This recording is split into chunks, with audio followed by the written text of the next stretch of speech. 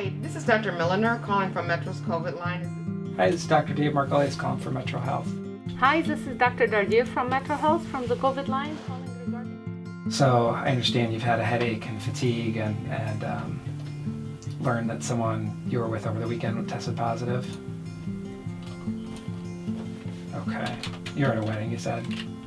So Monday, March 9th was the first 3 cases in Cuyahoga County, and it's kind of when everything changed. I mean, I think the week prior we knew bad things were coming and big change was coming, but it wasn't until that Monday. And by Friday at 11 a.m., we had this full-time, 24/7 physician nurse run COVID hotline. Okay. What other symptoms does she have other than the congestion and loss of smell? That first day, I think we got something like 30 doctor visits that we did over the phone and maybe twice as many calls that came in and had just spoken to the nurse. And then pretty quickly that next week, I think we were up to like 150 visits a day. I send this email out to 100 docs and say, you know, whoever's available, anybody who has a free 15, 20 minutes, please sign on now. And immediately 10 docs will sign on and come to the rescue during these surge times. Waiting to be seen today at this minute is 15 that need to be called.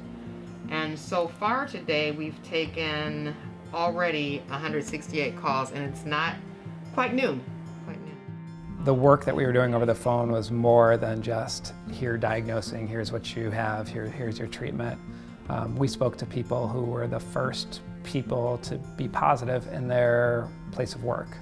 I remember speaking to a fireman who was the first positive person in his station, and he was just so concerned for his work family. You know, essentially, what would they think? What are they going to do? What's this mean for our community? And so much of our job was saying, look, you know, you're going through this for the first time. We've spoken to lots of people who have gone through it for the first time, and we can help. And so that was a big part of that continues to be a big part of the work that we do. Just being able to fill in a need that wasn't there before and feel like you're making a difference, even if it's not a difference to everybody else, at least it's enough of a difference for me that I get up and do it again the next day. Do you feel like the shortness of breath is getting worse? Okay. What has driven this work is just the opportunity to make an impact with this global pandemic has just been a driving force for us. So you have some concern about some COVID symptoms? Just lots of rest, lots of fluids, keep a very low profile, bond with your family, because I'm sure that's what you're really looking forward to.